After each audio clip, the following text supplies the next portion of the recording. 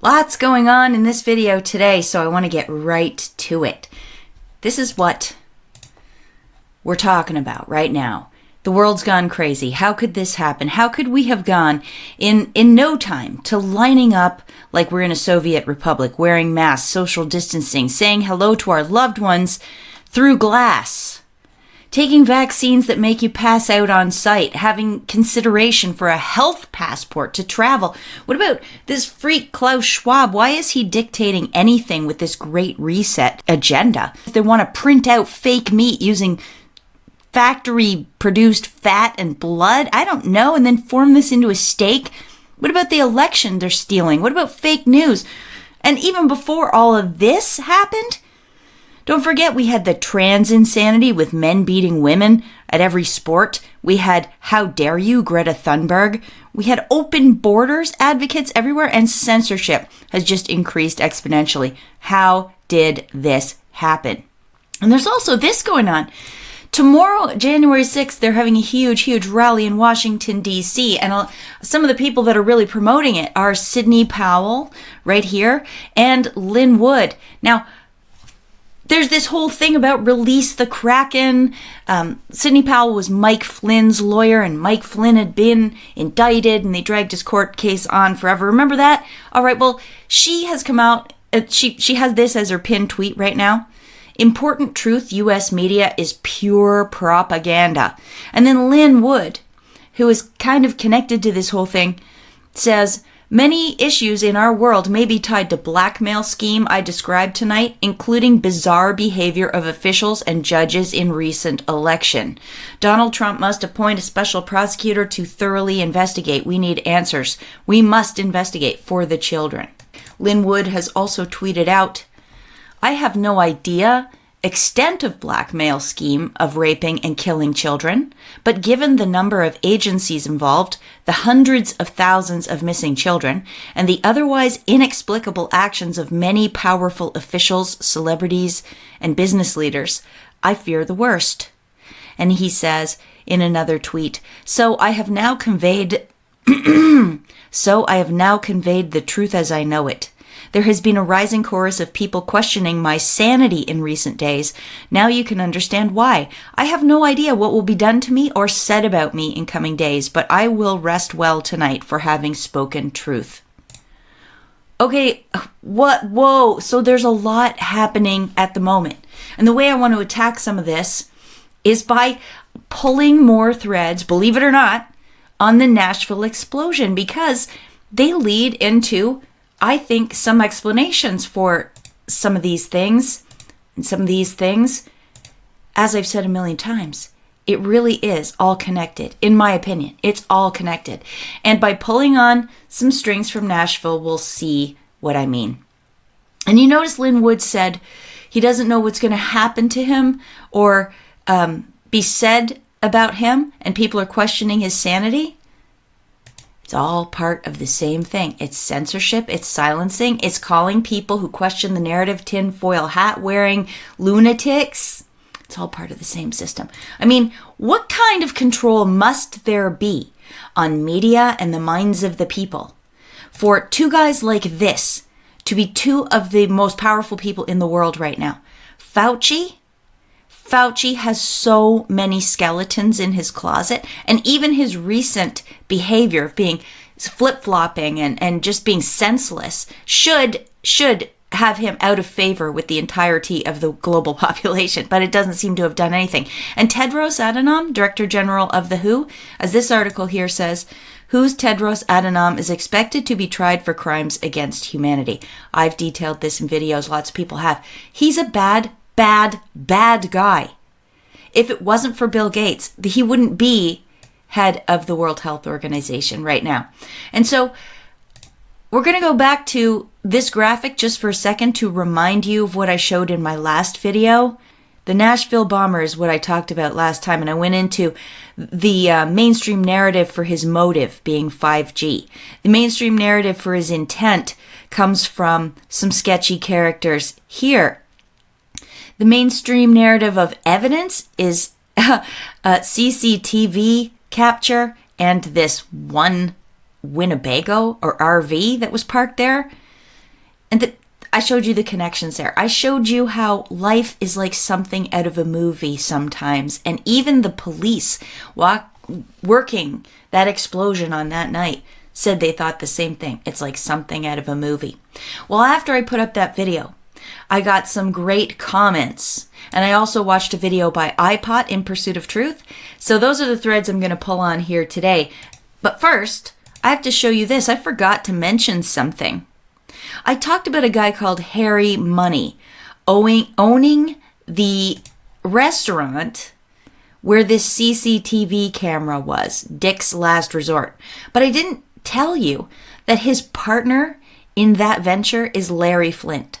So Deja Vu is the largest distributor of pornography in the world, or it was for 30 years. And of course, you know Larry Flynt from Hustler magazine. Well, they both work together as a partnership on that. And Larry Flynt's been a thorn in the side of Donald Trump. If you want to see this, Hustler's Larry Flynt offers $10 million reward for info that impeaches Trump. And he had previously offered a $1 million reward for verifiable video footage or audio recordings for use prior to the November 8th election, clearly showing Donald Trump engaging in illegal activity or acting in a sexually demeaning or derogatory manner, or other hard-hitting scandalous content. Did Larry Flynt end up giving away any of his money? You would think they would have found something by now on Trump, something concrete, right? But I guess not. That's just a side note to this. Now, what I want to say is, in addition to those two pornographers who have a restaurant right across the street, practically from the AT&T building where the RV exploded, there's also this. From In Pursuit of Truth's video, Nashville Evergreen, he points out that this other restaurant, which is also right across the street from the AT&T building, it's called the Melting Pot. It's a fondue restaurant, is supposedly, or was supposedly, Hugh Hefner's favorite restaurant. Hugh Hefner of Playboy, another major pornographer. So Dick's Last Resort is somewhere around here, and the Melting Pot is right here. And here's the AT&T building. Now, do you think possibly, I don't know, I am completely speculating here. Do you think possibly all those guys needed secure servers for their pornography? And maybe more than just the pornography that they're willing to show publicly or sell to people? Because if you look back in history about Hugh Hefner, you find this. Hefner's former valet reflects on pig nights with hookers and hef. For many people, the Playboy Mansion was a safe haven from the paparazzi and private detectives. A married comedian came for years bringing different girls to have sex with. Hugh always filmed the encounters. He had 2 large video cameras over his bed, had these giant screens across from his bed. He had a whole library for these sex acts with different people. And the video librarian told me Hef planned to use the footage against his associates if they ever threatened to come out with a memoir about him or the mansion. The entire grounds were under surveillance. There were cameras everywhere, and all the phones were bugged. Well, now that's a lot of information to have to store somewhere. And the same would go for the other guys. For Larry Flynt and Harry Money of Deja Vu. They had their own servers probably for their own business, but where do you put all the stuff you're keeping away from public consumption in order to use against your enemies should you ever need to? I don't know, I'm speculating, but that seems like it could be the case. Now, as I said, and as iPod mentioned, it looks to me like a lot of the blast impact was underground. So were there connections between the buildings across the street over to the AT&T secure site? Perhaps was someone trying to get rid of evidence? Would this be a good guy? Would this be a bad guy? It's hard to tell. Who knows? But something very strange is going on with the target of that Nashville explosion, and their excuse that it was one lone nut who doesn't like 5G somehow got his hands on that much explosives and took that risk with his life over that. That seems pretty weak. However, if what you're talking about is blackmail material on some very powerful people, maybe who knows how much of it, that's another story altogether, isn't it? And the other question is, was there evidence of election hacking in those buildings as well? Or perhaps the blackmail material itself is what's keeping a proper investigation into the election from happening. I mean, maybe it extends to governors or law clerks or judges, media editors, etc., who are standing in the way. I don't know. And, this isn't unprecedented to do this, to get material on popular figures or powerful people so that you can use it against them later as leverage. These Cray twins, this is out of the UK, they bought a bar called Esmeralda's Barn. Well, they didn't really buy it. They kind of got it off a guy through nefarious means. And the club, it says, became a useful front for the Cray's criminal activities, including the prostitution of young boys whom they used to entrap blackmail targets. Where did they get the young boys? Are you thinking of children's homes like Jimmy Savile used the children that were stuck in orphanages and foster care, etc., and hospitals to enact his depraved fantasies in the United Kingdom? These young boys are coming from somewhere, and isn't that exactly what Lynn Wood is talking about in his tweet storm? This blackmail scheme, the raping of children, the killing of children, used as blackmail, video evidence of it, stored somewhere on Earth. And of course, let's not forget that we have James Alefantis of Comet Pizza. James Alefantis, a pizza parlor owner, named one of the 50 most powerful people in Washington, D.C. in 2012. Why? Well, he has been accused of perhaps having special pizzas that you can order that only special people get access to. Who knows if that's true or not, but he's a very creepy dude. I did a video on it if you want to go see it. Tucker attacked by the richest, most powerful twisted swamp creatures ever. And then there's Nexium, yet another operation that looks like, well, it definitely does, get blackmail on people so that they can make those people do what they want. That's what this whole thing was about. People voluntarily gave them incriminating photos and incriminating confessions, and then Nexium used their connections with these blackmailed people to get things done in the world. And don't forget the big one in the news lately, Jeffrey Epstein and Ghislaine Maxwell and Epstein Island. The plane they used to get there was called the Lolita Express. And while we're on this topic, whatever happened to the Watergate materials? What was that all about? How did it start? Wasn't someone trying to get the blackmail materials off of the bad guys, and then it all went sideways, and who really knows what happened? But I do know something that you might not know. Hillary Clinton was involved in the Watergate prosecution, and she saw this material, possibly. Did she get a copy of it somehow? It is absolutely not unprecedented. All right, now we're going to get to the first of the comments that somebody left on my video. My last video. Fascinating stuff. Resistance 2021 says, Miss Amazing Polly, when I watch this dig, it reminds me of the July 2012 Aurora, Colorado Dark Knight movie theater shootings. You may recall, the person convicted of this killing spree was an honor student, James Egan Holmes. James interned at Salk, the Institute of Biostudies, where he researched, quote, temporal illusions, end quote, mind control? At the Computational Neurobiology Lab, which was headed by Dr. Terry Sejnowski. Dr. Sejnowski is the director of the Crick-Jacobs Center for Theoretical and Computational Biology. One of the techniques they, quote-unquote, exploit, their words, not mine, is viral vectors, tools commonly used by molecular biologists to deliver genetic material into cells. James received a grant from the National Institute of Health to attend the University of Colorado, where James was a neuroscience student at the Anschutz Medical Campus. Anschutz, as in AEG Philip Anschutz. Apparently, the campus was named this in recognition of the large money donations from Philip and wife Nancy Anschutz. During his trial, it was reported that he appeared dazed and confused.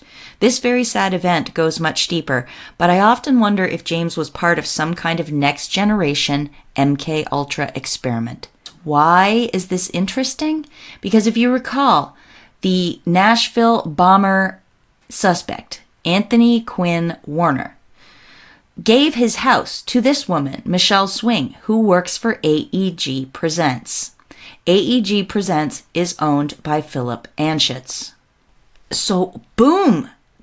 Another connection to another patsy. I mean, in my estimation, this guy either doesn't exist or he, perhaps, was the same kind of guy as this guy. What are the chances that Anschutz has connections back to both?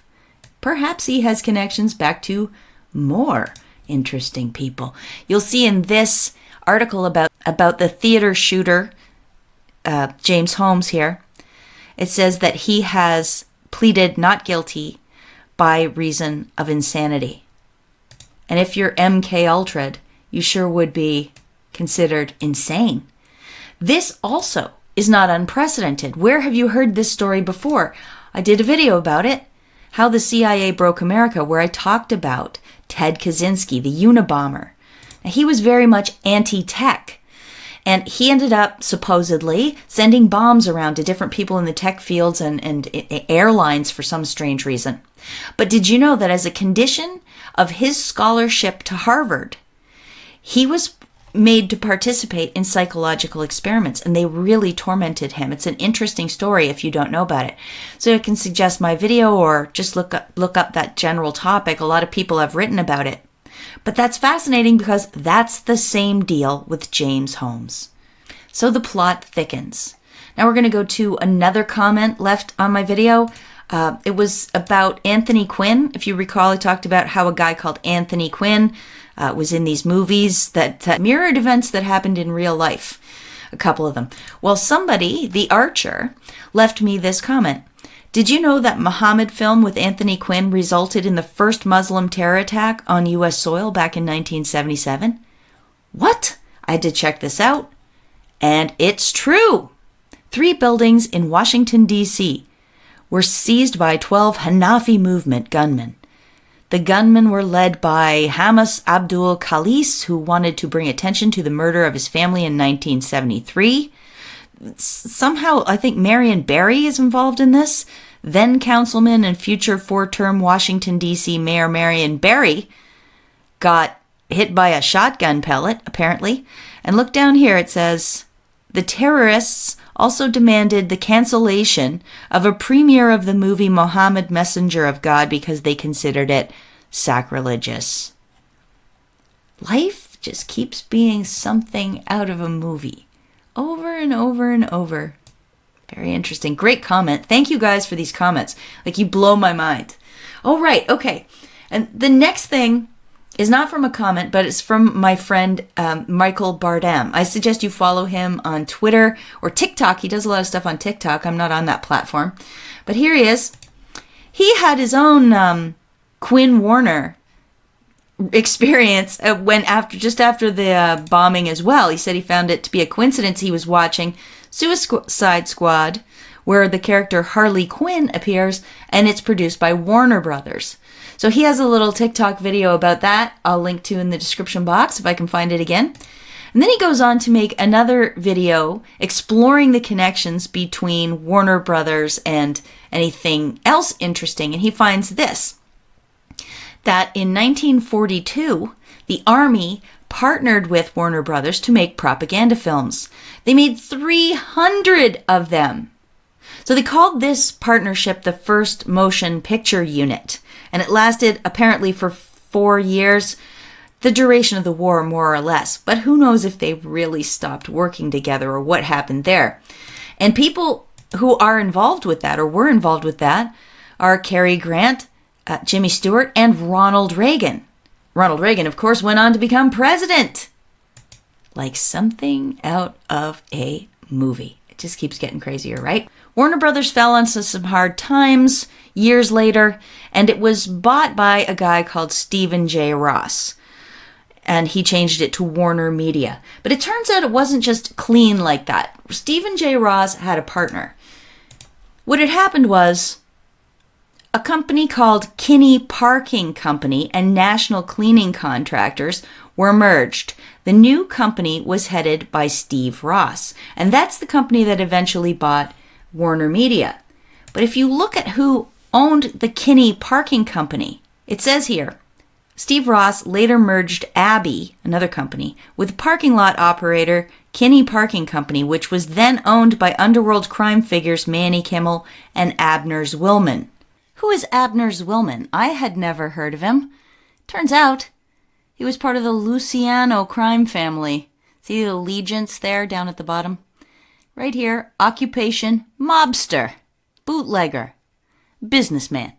He's a legitimate businessman. Aren't they all?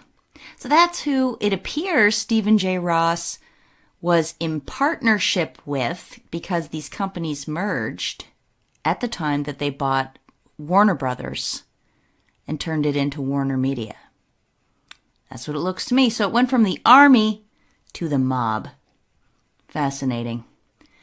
And it went through some other ownership in between, but it ended up here, where we are today.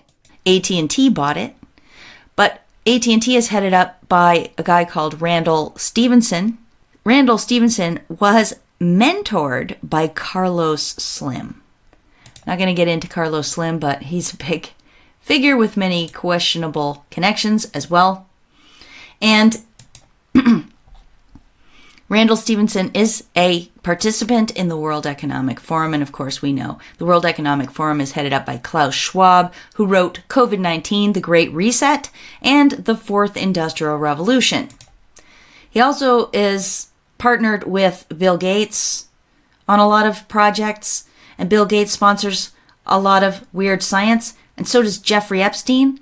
Jeffrey Epstein, Martin Novak, and George Church, this is CRISPR guy.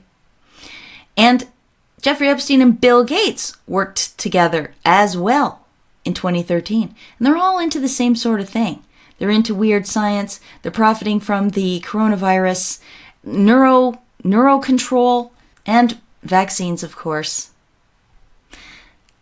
It's all getting a little messy. It's all getting a little far away from Lynn Wood tweeting about blackmail, maybe. But the thing is, to pull off something so dark as the Great Reset is, I think you need to have complete control of all the people, all the regulators, all the judges, all the justices, all the media people, all the public health officials, all the people who could possibly stop you or who could possibly reveal enough information about what you're going to do that the people themselves rise up and demand an end to it. And so to me, when I look at this blackmail thing and I look at the side of it that's propaganda and perhaps the use of patsies to drive a narrative forward, I see it as all connected. Because on the one hand, you've got to be creating positive propaganda for your agenda, but you've also got to be silencing anyone who's bringing out negative information about your agenda. And sometimes you need really big events, like, say, some lone nut blowing up a downtown street on Christmas Eve to scare people away from thinking negative thoughts about 5G. Or maybe you need a lone nut to wander into a pizza parlor, a Comet ping pong pizza parlor, and shoot through their computer. So that you can put that on the news and you can tell everybody that only crazy murderous people are interested in Pizzagate. You see what I'm saying? It is all the same thing.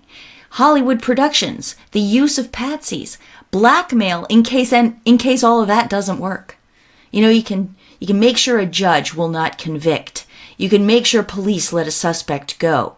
You can make sure ballots aren't recounted and the news never covers it.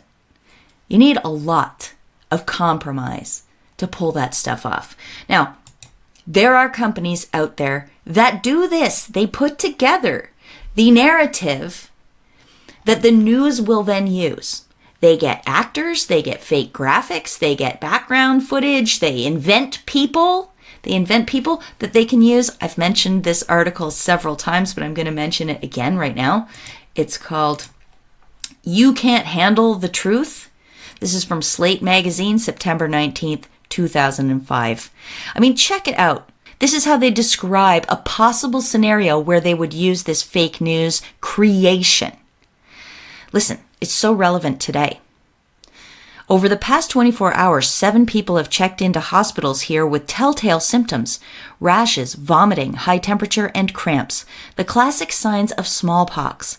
Once thought wiped out, the disease is back and threatening a pandemic of epic proportions. The government faces a dilemma. It needs people to stay home, but if the news breaks, mass panic might ensue as people flee the city, carrying the virus with them. A shadowy media firm steps in to help orchestrate a sophisticated campaign of mass deception.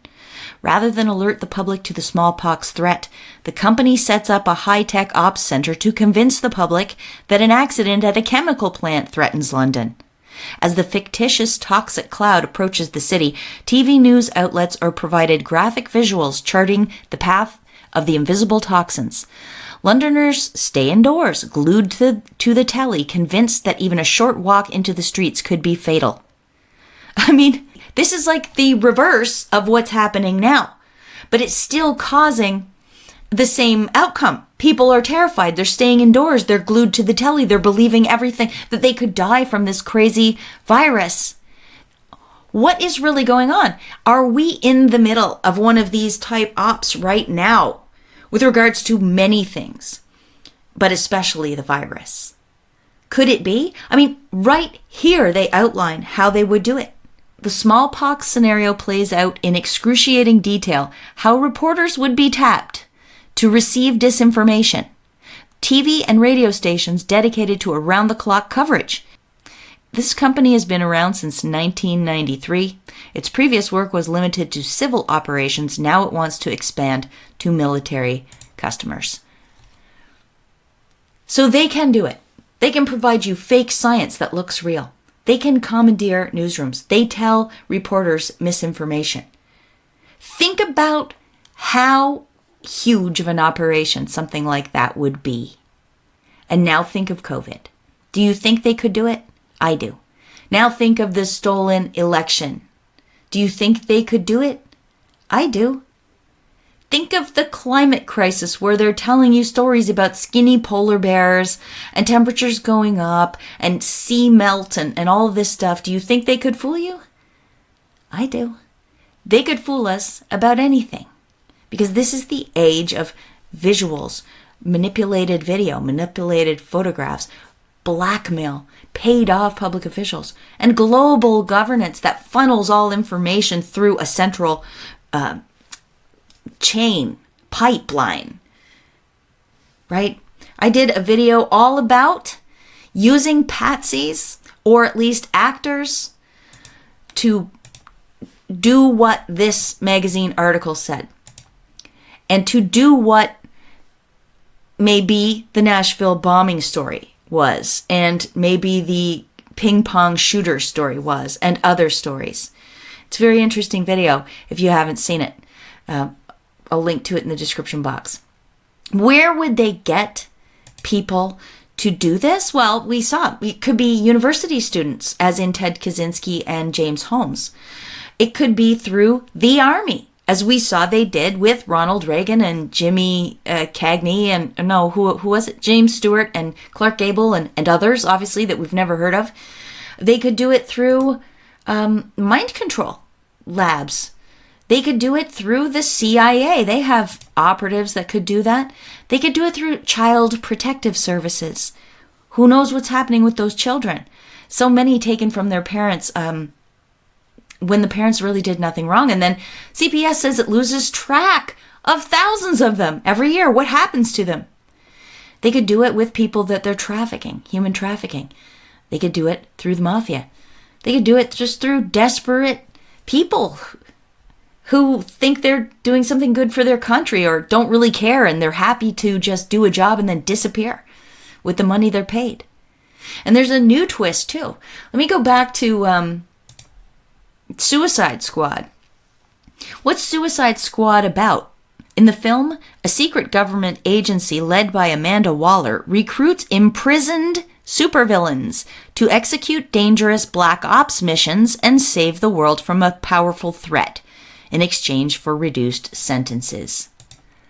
So that's another possible source of people that could be used in these fake news operations. Now, if you are really psycho, like the people I think are who are planning the Great Reset and George Soros types and some of the Democrat and Republican sort of legacy people who are just clinging to power, if you thought your crimes were about to be revealed, how far would you go? What kind of staged events might you want to put on? Your average person, I don't think, even if they're crazy, I don't think they'd want to kill people. Plus, it must be a hard go to get too many James Holmes who actually fire weapons at a crowd. But you might be able to find hardened criminals who would take part in something like that if you promised to release them from jail. And what's happening right now? Just like in this movie plot, hardened criminals are being released from jail all over the place under the guise of COVID measures. Everybody knows that that is crazy. It makes no sense whatsoever. Unless you need a pack of criminals out there to cause chaos in order to push through a Biden presidency, because Biden is beholden to China, or Biden is beholden to the Great Reset agenda, the Fourth Industrial Revolution, the United Nations Agenda 2030 goals. You see where I'm going? Is this too far-fetched? I don't think so. Explain to me why they're releasing prisoners all over the place. So when you take all of this into consideration, you can understand why Lynn Wood says, I have no idea the extent of blackmail scheme of raping and killing children, but given the number of agencies involved, the hundreds of thousands of missing children, and the otherwise inexplicable actions of many powerful officials, celebrities, and business leaders, I fear the worst. And you can't deny, there's been a lot of inexplicable actions of leadership everywhere. We ask it in the name of the monotheistic God, Brahma, and God known by many names, by many different faiths. A man and a woman. All right, this video is getting long, and I want to wrap up with a couple more comments from my last video, and these ones, hopefully this time, are hopeful. Okay, do you remember in my last video I mentioned a guy called Throckmorton? But Throckmorton was the lawyer of the girlfriend who supposedly saw the Nashville bomber building bombs in his house. That was how we got to Throckmorton in my last video. Well, read these comments. Just Me Ducky says, very interesting that the 1878 United States Supreme Court versus Throckmorton ruled on election cheating and ruled that fraud vitiates everything. The name Throckmorton is not common at all in the U.S. Pretty cool. I tried looking for that Supreme Court judgment, and I shouldn't say I tried looking. I looked and I found it. I just wasn't moved to read too much about it. But it's out there. You can go find it for yourself. And then Sunny Onion says, the Throckmorton family were Catholics involved in the gunpowder plot with Guy Fawkes. Their family pile still exists in Alcester, Warwickshire in England. Maybe nothing to do with this, but interesting connection with blowing things up. Yes, that's so true. You know, remember the 5th of November? That's Guy Fawkes. That's the the movie V was based on, a version of this story. The real story happened in 1605, and Catholics wanted to blow up the Protestant King James I by lighting the basement of the building on fire with these big kegs of gunpowder, just blowing it sky high. Incredible! I mean, those are crazy coincidences back to the Nashville bomber. Yet more. Just interesting threads to pull. I love it. Thank you, everybody, for your comments about this. They really did send me down some fun rabbit holes, and I hope everyone here has enjoyed listening to them, even though I do tend to ramble a bit. Sorry. No wonder we can never get any justice. When we find out facts and bring them to the court or bring them to our politicians or bring them to our health units or our school board or whatever, we usually get denied. And we try to talk about that and our voices get censored. And why is that? Well, that's because we're stuck in this loop on the outside of where the power players really play around. We're stuck on the loop of propaganda, the weird world of Hollywood, army, mafia, scientific, intelligence agency, fake narratives. They're in control of what we see and hear and consume. All the information filters through them. And if by chance things get out of hand for these guys, well, they bring in the big guns. Remember this article I showed you, You Can't Handle the Truth, where there's companies that can commandeer basically the whole of the media to cover up whatever they want to cover up. And in extreme cases, they'll use one of their assets to create a false event, perhaps a terrifying, terrorizing false flag. And they just use one of these guys that they've experimented on in the past, or some kind of ghost figure who you don't even know if he exists, and conveniently he'll die. They always die in the blast, don't they, these guys? And the fake news just swallows it whole, packages it up, repeats it 1,000 times a day, and feeds it to all the people, who then decide what use they're going to make of this information when they vote the next time. And around it goes. They vote for the people in their local area, not understanding that a lot of these people have already been compromised by the global bureaucracy. And even if they're not compromised, they're kind of beholden to the global bureaucracy because one of their highfalutin bosses is probably compromised. And then these people, the global bureaucracy, they're the ones that actually create rules and laws and regulations that we all have to follow, which ends up with just more censorship, more control, and less access to government. None of this could happen. None of this could happen if there weren't some kind of scheme in the background keeping people in check. And like Lynn Wood, I agree that blackmail has a lot to do with it. Otherwise, how could they set these insane agendas and get anywhere near following them through? People would revolt, and we try, but we're stuck in this loop. One more thing before I go. I wanted to let everyone know this is going to be my new thumbnail going forward. You're going to see the St. George killing the dragon, and I'm going to put the words over there. Up till now, I've always had my own face over here, and then the writing off to the side. And I know people get used to that, and that's what they visually cue for when they're looking for me or new videos from me. So I just wanted to give you a heads up. It's not going to be my face anymore. It's going to be the St. George image. Minor detail maybe, but I just wanted to let you know.